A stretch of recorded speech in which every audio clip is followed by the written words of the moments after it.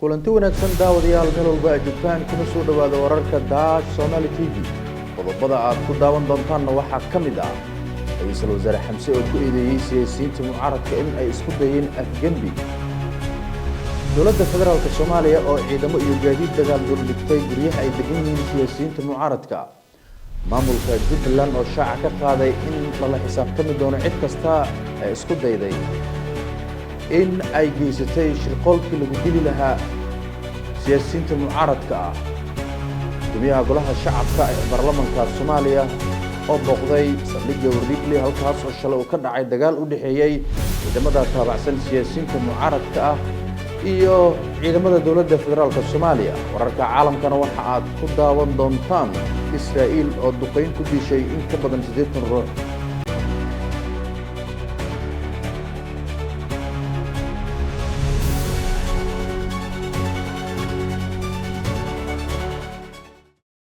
daawadayaal intaas waxay ahaayeen qodobada wararka Dash Somali TV kuwada ugu door karoon warkan anigu Daawud Xasan ayaa halkan ka soo jeedinaya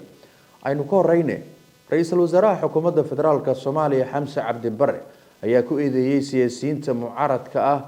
in ay isku dayeen afgembi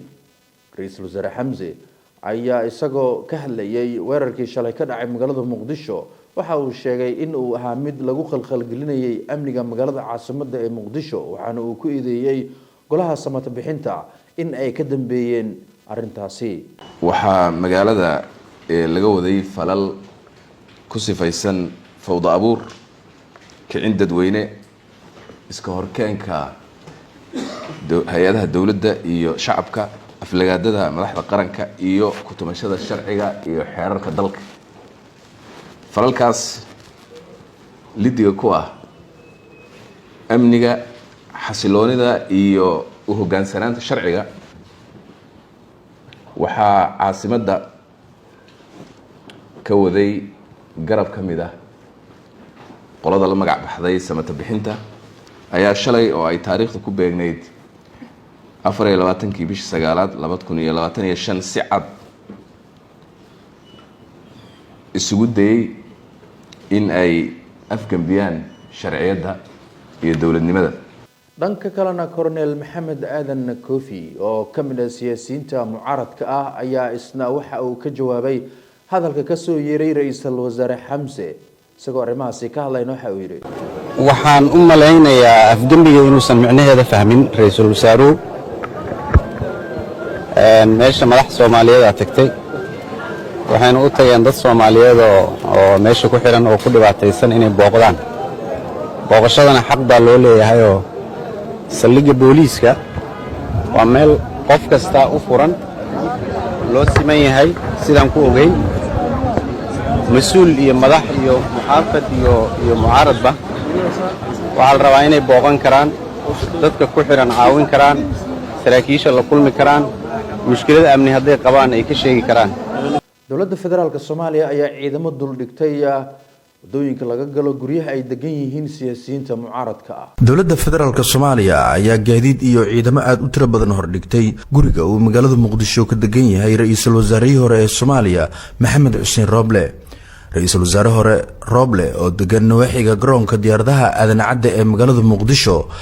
ayaa nawaaxiga gurigiisa la geeyay gaadiid dagaal ilaa hadda lama oga sababta ka dambeysay in dawladdu ay ciidamo aad u tiro badan iyo gaadiidkaasi dagaalka ah halka ay geyso balse warar ayaa sheegaya in uu socdo qorshe ay damacsan tahay villa Soomaaliya ay ku doonayso in dhaqdhaqaaqyadooda ay ku xanibto siyaasiyiinta mucaaradka gudoomiyaha golaha shacabka ee baarlamaanka Soomaaliya Sheekh Aadan Maxamed Nuur Madoobe oo booqday saldhigga Wardhiigle ayaa halkaasi waxa uu ka sheegay in wax laga xumaado ay tahay in ciidanka booliiska oo waajibkooda gudanaya la weeraro isagoo arrimahaasi ka hadlayna waxa uu yiri runtii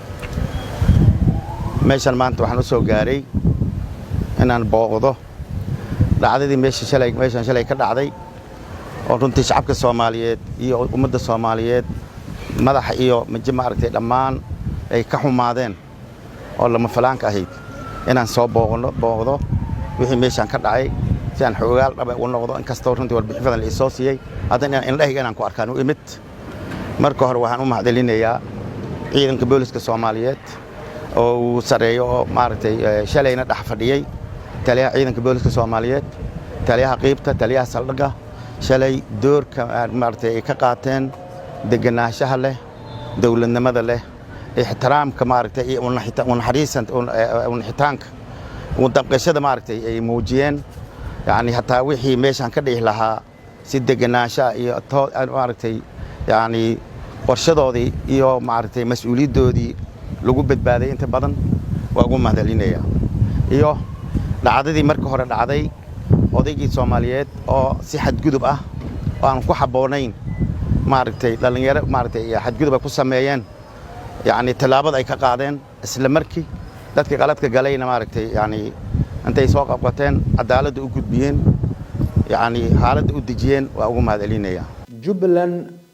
ayaa shaaca ka qaaday in lala xisaabtami doono cid kasta ee ka dambeysay amarkii lagu weeraray siyaasiyiinta mucaaradka ah. maamulka Jubbaland ayaa si adag u cambaareeyay barakicinta iyo tacadiyada loo geysanayo shacabka Soomaaliyeed ee sida xoogan dhulkooda looga barakicinayo gudaha magaalada Muqdisho. war-saxaafadeed ka soo baxay dowlad goboleedka Jubbaland ayaa u qornaa sida tan: waxa dhacay dhacdo naxdin leh oo aabe iyo hooyo Soomaaliyeed aan waxba galabsan lagu jirdilay dhulkoodana si xoog leh looga qaatay ayaa lagu yiri warka ka soo baxay Jubbaland. waxa inta dheer fal muujinaya mas'uul daro iyo xadgudub weyn. halkaad wararkaasi ka daawanaysaan waa Daash Somali TV tan akhbaaradka caalamka. Israa'iil ayaa dad badan oo shacab ah ku dishay marinka Gaza kadib duqeyn halkaasi ay ka geysatay. in ka badan 80 qof oo Falastiiniyiin ah ayaa lagu dilay magaalada Gaza iyo hareeraheeda kadib markii ay ciidanka Israa'iil weerar xagga cirka halkaasi ay ka geysteen. sida laga soo xigtay goobaha caafimaadka dadka dhintay ayaa waxa ku jiray ugu yaraan 20 caruur iyo haween barakacayaal ah oo lagu duqeeyay teendooyin ay gabaad ka dhigteen kuna yaala Gaza, iyadoo sidoo kale arintan ay kor u qaadayso xaaladda ka taagan magaalada Gaza. militariga Israa'iil ayaa sheegay in ay duqeyn la beegsadeen 2 dagaalyahan oo ka tirsan ururka Hamas oo halkaasi ku dhumaalaysanayay. dhinaca kale ciidanka Israa'iil ayaa kaarayaal iyo gaadiidka gaashaaman ku sii siqiyay gudaha iyo bartamaha Gaza, halkaas oo ay ku nool yihiin dadka ugu badan ee ku dhaqan magaalada Gaza ee markaana rayida ah. iyadoo Israa'iil ay Falastiiniyiinta oo qaarkood u geeriyeen gaajo isla markaana cuntada ay ka go'day. wararkii aad ka daawanayseen Daash Somali TV waa inta aanu dib ugu kulmayno wararkan wararka xiga waxaan idinku dhaafaynaa sidaas iyo nabadgelyo amaan Allah.